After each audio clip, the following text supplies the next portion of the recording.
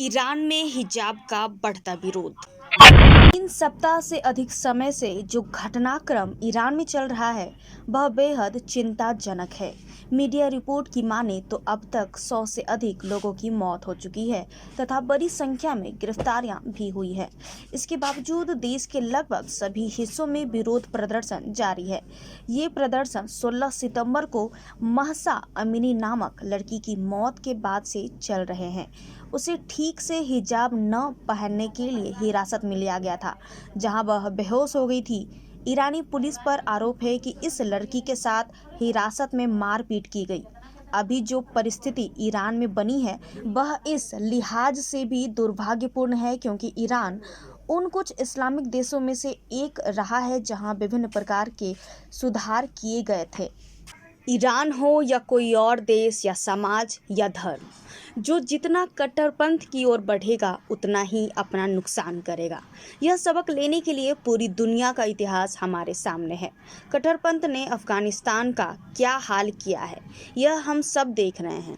दूसरी ओर Malaysia, Indonesia और बांग्लादेश के उदाहरण हैं। उदार हुए और उससे उनका विकास हुआ। साल 1950 के दशक के एक सर्वे में बताया गया था कि पाकिस्तान की औसत आय भारत से 70% अधिक थी तथा बांग्लादेश की औसत आय भारत से 70% कम थी। आज स्थिति यह है कि बांग्लादेश भारत और पाकिस्तान दोनों से आगे निकल गया है तथा पाकिस्तान भारत से बहुत पीछे चल रहा है।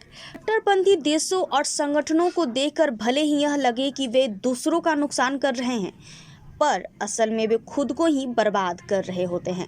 आज ईरान के सत्ताधारी वर्ग को बहुत पहले हुए सुधारों को देखना चाहिए तथा विरोध प्रदर्शन को बलपूर्वक कुचलने के बजाय समाज में खुलेपन की प्रक्रिया शुरू करनी चाहिए। ऐसा नहीं हुआ तो मिस्र या अल्जीरिया की तरह ईरान में भी तख्ता पलट हो सकता है।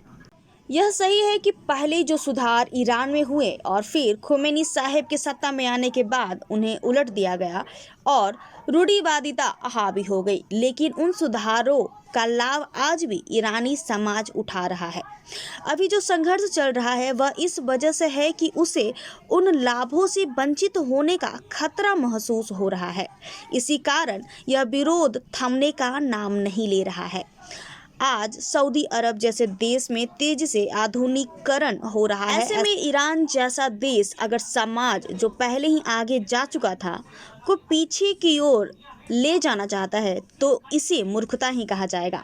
यह अक्सर भारत समेत दुनिया भर के लिए भी यह सबक लेने का है कि हिंसा और कट्टरपंथ का मिश्रण बहुत घातक होता है तथा यह विकास की राह को अवरुद्ध कर सकता है। ईरान के विरोध का असर व्यापार हो सकता है। इसका महत्व उसके दो पड़ोसी देशों अफगानिस्तान और पाकिस्तान के लिए बहुत अधिक हो सकता है।